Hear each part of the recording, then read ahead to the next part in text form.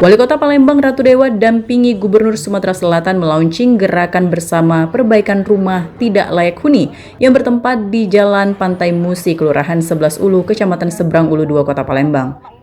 Dalam arahannya, Gubernur Sumatera Selatan Herman Deru mengatakan bahwasannya program Gebrak Rutilahu tidak hanya mengandalkan pendanaan pemerintah, baik pusat, provinsi hingga daerah, bahkan dirinya mengajak seluruh elemen untuk berperan aktif untuk membantu antar sesama.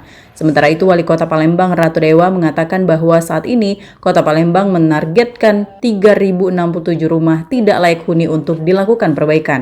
Mendampingi Pak Gubernur dalam rangka Gebrak rumah tidak layak huni. Saya kira Palembang juga mendapat beberapa unit bantuan. Untuk itu target kita 3.067 rumah, baik dari pemerintah pusat maupun melalui dana APBD dan juga dengan stakeholder terkait lainnya. Insya Allah target kita di 2027, 3.067 semua sudah clear dan selesai semua. Kira begitu ya.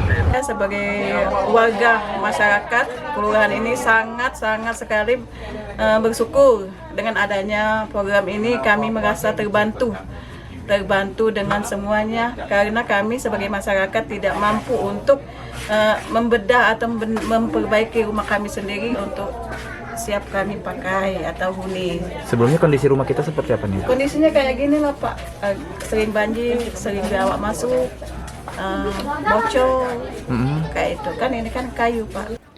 Dengan berjalannya program ini akan sangat bermanfaat bagi masyarakat yang membutuhkan dan finishingnya mampu meningkatkan kesejahteraan masyarakat.